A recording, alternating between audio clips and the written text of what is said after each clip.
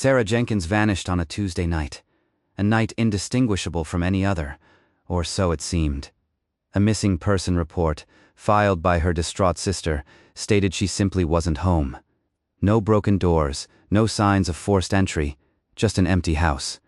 The official version claims she left of her own accord, but the details in that report, the very first document in this case file, tell a different story.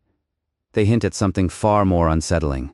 We need to go back to that initial filing, to the moment a quiet neighborhood was forced to confront a disturbing absence. Her sister, Emily Jenkins, arrived at Sarah's doorstep that Wednesday morning, expecting a shared breakfast.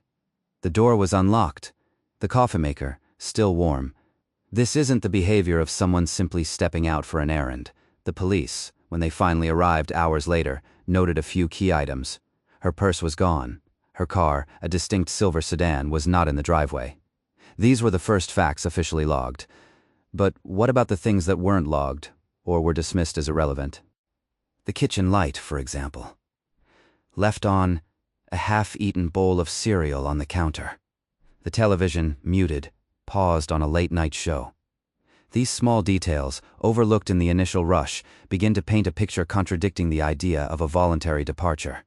Emily, frantic, mentioned that Sarah had been particularly quiet the previous week. She hadn't been returning calls, not even texts. That's not a small inconsistency for someone usually so connected. Let's look at the precinct's case number 2023-0117, filed at 11:34 a.m. that Wednesday. It categorizes Sarah Jenkins, 34, last seen by a neighbor, according to Emily, around 10:30 p.m. on Tuesday. That neighbor, identified only as Mr. Henderson in the initial report, is where this investigation truly begins to unfold. He claimed he saw nothing. Nothing unusual. Nothing out of place. But the timeline doesn't quite add up with his statement. And that detail matters. A neighbor's account. The missing person report was filed, but within that file, one detail immediately catches the eye: the statement from their next-door neighbor, a man named Arthur Hayes. His account of that night, the night Sarah Jenkins vanished, raises more questions than it answers. Hayes claimed he saw nothing unusual, no strange cars, no sounds out of place. He stated he was home, alone, and went to bed early. That's what he told the responding officers, according to the initial police report we've reviewed. A simple, straightforward account. Too simple, perhaps. Because here's what the timeline shows. The 911 call from Sarah's mother came in at 11:34 p.m. Sarah was officially reported missing at 1:17 a.m. Yet, Arthur Hayes insists he was asleep long before either of these events. His lights were off, his curtains drawn. He maintained absolute ignorance of any disturbance.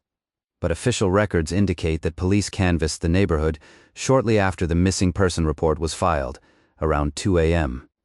Officers knocked on every door, including Arthur Hayes's. His interaction with them, as documented in the case file, was brief. He reiterated his story. He'd been asleep. He saw nothing. Now, common sense suggests that a sudden knock on the door in the middle of the night from uniformed officers would be memorable. It might even wake a light sleeper. Hayes, however, described it as a minor interruption, barely recalling the officers' faces. That raises an important question. If he truly was deeply asleep, how could he be so certain he saw nothing before their arrival? This detail matters because it suggests a level of certainty that doesn't quite fit the circumstances. A detail that immediately struck investigators as odd. What doesn't add up is the firmness of his denial, almost preemptive, given the late hour and the nature of the inquiry. It leaves us with a lingering thought. What if Arthur Hayes saw something he wasn't willing to admit? The first discrepancy. The first official report stated Sarah Jenkins was last seen around 9:30 p.m. But John Miller, the silent neighbor, told a different story. He claimed to have seen her at 10:15 p.m., nearly 45 minutes later, through his living room window. This was the first discrepancy to emerge in the timeline, a small crack in the official narrative. Miller lived directly across the street, his house offering a clear view of Sarah's front door. His account, though initially dismissed by some investigators, complicated everything. He was known as a recluse. His testimony wasn't immediately seen as reliable. But here's where it gets strange. The police log from the initial canvass notes his reluctance to speak. Yet days later he provided this contradictory detail, almost as an afterthought. What doesn't add up is why he waited, and why his memory seemed to sharpen only after the initial search efforts. The official police report, specifically the incident detailed as 23-01112, records the initial sighting as 9:30 p.m., corroborated by Sarah's housemate. However, Miller's statement taken on November 14th, 5 days after the disappearance, placed her later. That detail matters because it opens a critical window in the timeline, an additional 45 minutes. What happened during that time? The housemaid insisted Sarah was in for the night, preparing for bed. Yet Miller described seeing her near her car, seemingly collecting something from the trunk. Two contrasting images of Sarah Jenkins, separated by minutes, and presented by individuals with very different relationships to her. The housemate, a close friend, emotionally distraught. Miller, a distant, quiet neighbor with no apparent stake in the outcome. But his testimony, once dismissed, now casts a shadow on the entire initial assumption that Sarah was safely indoors. The evidence suggests two distinct timelines, and only one can be true. Which one to believe? And why would an otherwise unremarkable neighbor choose to complicate an already baffling case with a belated contradictory statement? These questions linger, echoing in the quiet of the night. The vanished surveillance. The first discrepancy, as we established, was the time frame. But the deeper we dig, the more layers of contradiction we uncover. Let's return to Mr. Henderson, the silent neighbor. His initial statement seemed straightforward enough, a man who saw nothing of significance. Yet when investigators pressed for details about his home security system, that's where the story began to unravel. Henderson had, according to his own account, a state-of-the-art surveillance setup, covering his property and a clear view of Sarah Jenkins' driveway. A system that he claimed had conveniently malfunctioned on the night of her disappearance, and the days leading up to it. What doesn't add up is the timing of this malfunction.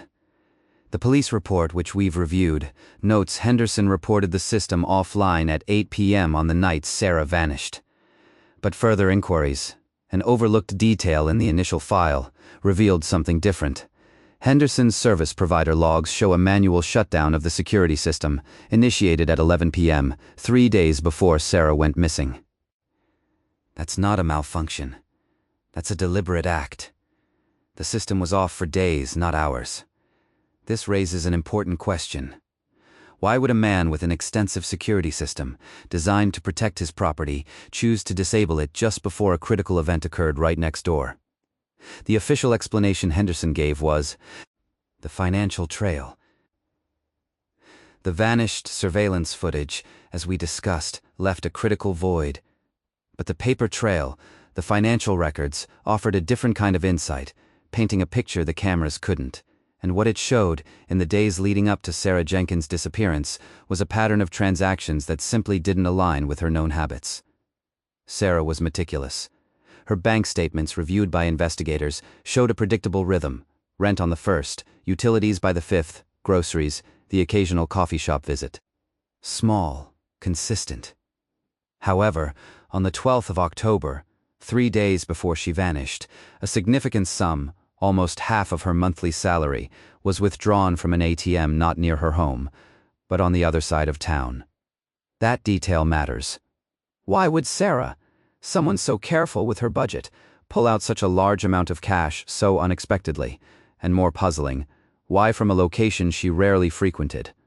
The official report dismissed it as personal spending, yet her friends and family, when questioned, unanimously stated Sarah had no known major purchases planned, no emergencies, and no reason to carry that much cash. The discrepancies piled up. 2 days later, on the 14th, the day before her car was found abandoned, 2 separate online transfers were made from her account. Both were small amounts under $50, but they went to obscure, untraceable digital wallets. The police deemed these insignificant. But when you factor in the unusual cash withdrawal, these smaller, anonymous transfers start to look less like coincidence and more like preparation. Prepared for what? That's where it gets strange. No matching deposits in other accounts. No records of goods or services purchased with those transfers. Just money, vanishing into the digital ether. This financial behavior was so out of character for Sarah that it raises an important question. Was she acting under duress?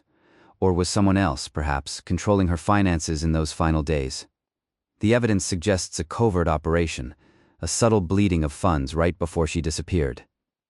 What doesn't add up is the lack of any digital footprint for these funds beyond the initial transfers. It's as if the money was being deliberately laundered, or simply made to disappear. This wasn't a spontaneous decision. This was calculated, and it hints at a deeper, more sinister layer to her vanishing act. One that began long before her car was found empty. An unlikely connection.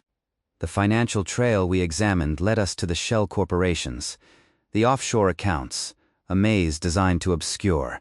But as we kept pulling at that thread, another connection began to surface. It wasn't money, not directly.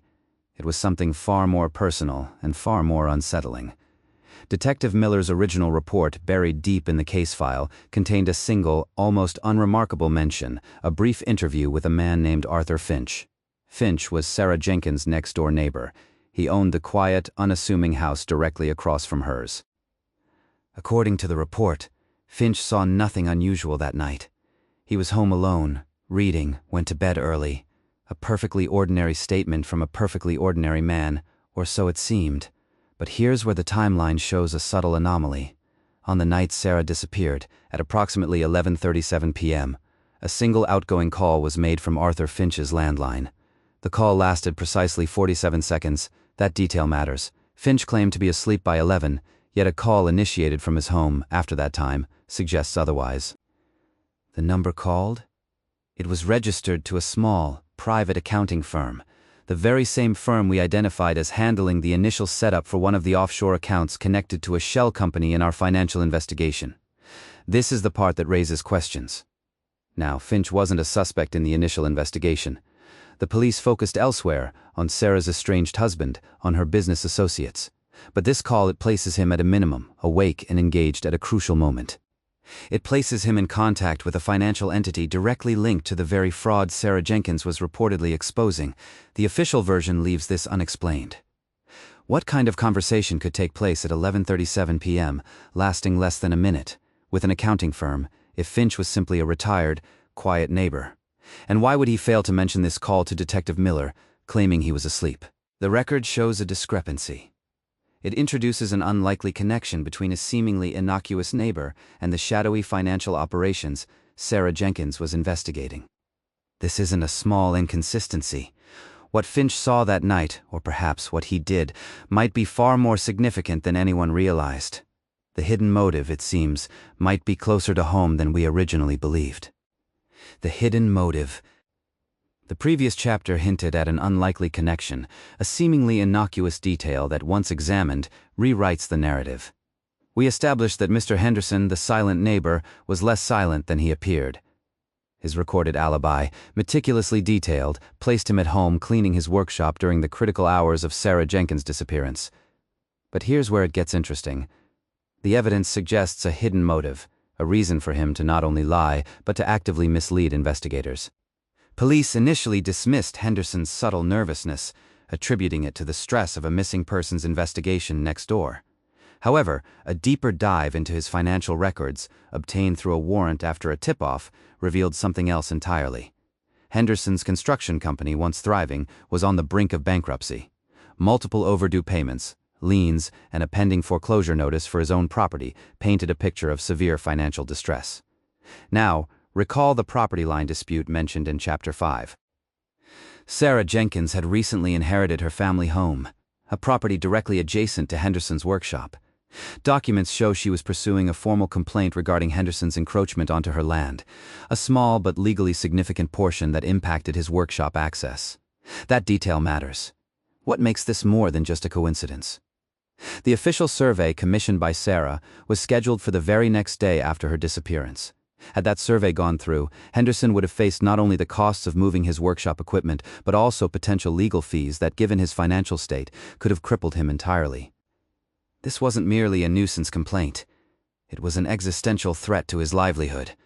The timeline, once clean, now becomes a tangled web of opportunity and desperate motivation. Henderson's meticulous alibi, his unwavering insistence on a quiet evening, his calm demeanor. It all takes on a darker hue when viewed through the lens of impending financial ruin and a direct confrontation with Sarah Jenkins. What doesn't add up is the sheer precision of his alibi documentation, almost too perfect, too rehearsed. The evidence suggesting a hidden motive forces us to re-examine every single piece of his statement. Was his silence an act of innocence, or a calculated cover-up designed to protect more than just his reputation? The forgotten timeline. The official record indicates that Officer Miller conducted a perimeter search around 11:30 p.m. His report states he found nothing unusual, no forced entry, no signs of struggle.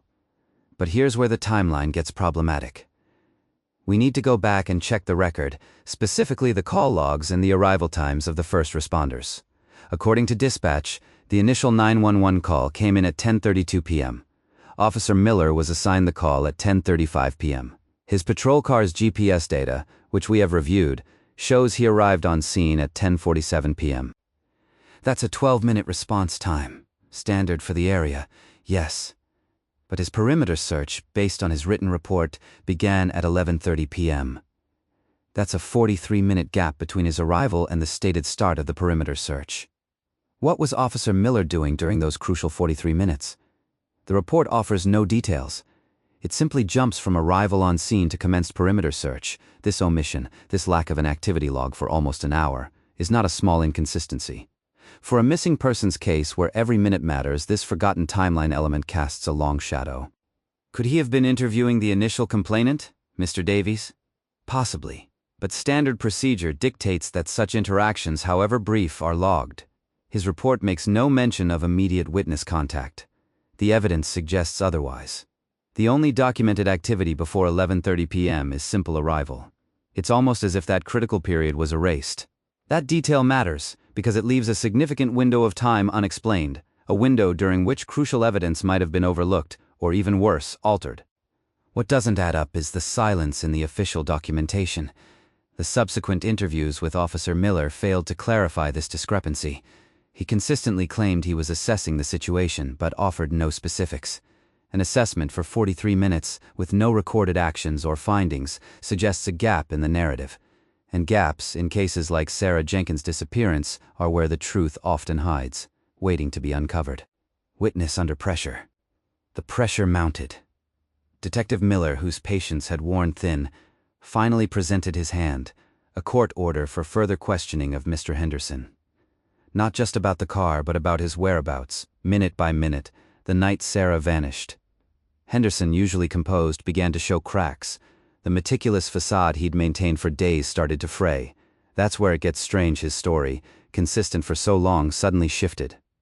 When confronted with the timeline discrepancies we've discussed, the security footage, the call logs, he claimed he'd simply been mistaken. A lapse in memory, he suggested, under stress. But for a man so precise, so routine, this explanation felt hollow. His new account placed him at a local diner, alone, for a significant portion of the evening. Yet, the diner's surveillance, meticulously reviewed, showed no sign of him, not a single frame. This wasn't a minor detail. This was a complete contradiction to his updated alibi. The official report, however, glossed over this, attributing it to low-quality footage or a busy night. But we need to look closer. Because what the evidence suggests is less about bad cameras and more about a witness who was actively trying to construct a version of events that simply didn't exist. This raises an important question: why cover up a simple mistake unless it wasn't a mistake at all? The police by this point were already under public scrutiny. Expediency may have taken precedence over thoroughness. The file shows Henderson was eventually released due to a lack of direct evidence connecting him to Sarah's disappearance. Yet the inconsistencies persisted, like a persistent echo in an empty room. His initial calm, the shifting story, the non-existent diner visit, it all painted a picture of a man actively hiding something. Not necessarily guilt, but certainly information. What was he protecting? What did he see? Or more importantly, what did he do during those unaccounted hours? The case file simply moved on, leaving this unsettling thread dangling. And that's a problem that should never have been ignored. The final confrontation. The final confrontation with Mr. Harrison wasn't cinematic. It was quiet, clinical, and devastatingly precise. After over 2 decades of silence, of living next door to Sarah Jenkins's absence, the collected evidence, painstakingly re-examined, left him no escape. Detectives presented a meticulously reconstructed timeline, detailing the hours leading up to Sarah's disappearance and contrasting it with Harrison's initial fragmented alibi. They started with the inconsistencies in his account of Sarah's movements, the faint memory of her car leaving, then returning, then leaving again. That detail always mattered, because his initial statements to the police placed her car leaving the neighborhood only once, then vanishing. Yet, retrieved neighborhood surveillance, the kind overlooked in the chaos of a fresh missing persons case, showed Sarah's car entering the cul-de-sac just before 11 p.m. that night and never leaving. Where the original investigation focused solely on external exits from the area, this new review centered on what remained within it. Then came the forensic re-evaluation of his property, specifically the disturbed patch of earth near his rear fence line, a detail considered insignificant at the time, dismissed as recent landscaping. But enhanced ground-penetrating radar, deployed years later, revealed irregularities consistent with a shallow, hastily dug and refilled trench. It was enough. Faced with the undeniable digital footprints, the car, the forgotten surveillance, and the cold, hard science from beneath his own lawn, the silence finally broke. Mr. Harrison confessed, not in a fit of rage or sorrow, but with the quiet resignation of someone caught in a net woven with facts, not assumptions. He described an argument, a sudden escalation, and then the desperate act to conceal his actions, moving Sarah's body to a remote wooded area hours away. The subsequent search, guided by his admission, finally brought Sarah home. For 22 years, the Jenkins family lived with a gaping wound, a question mark hanging over their lives. Mr. Harrison's confession closed that particular chapter, but it opened another, the stark reality of how close a predator can live undetected, how a single overlooked detail can prolong a family's agony for decades. The case of Sarah Jenkins is closed, and justice, however delayed, has been served. But it leaves us with the unsettling truth that some monsters wear the most ordinary faces, blend into the background, and simply wait. What other silent neighbors are out there, hiding behind closed doors? If you found this investigation compelling, please like this video, share it with someone who appreciates true crime analysis, and subscribe to the evidence log for more deep dives into cases where the timeline doesn't add up. Case closed, for now.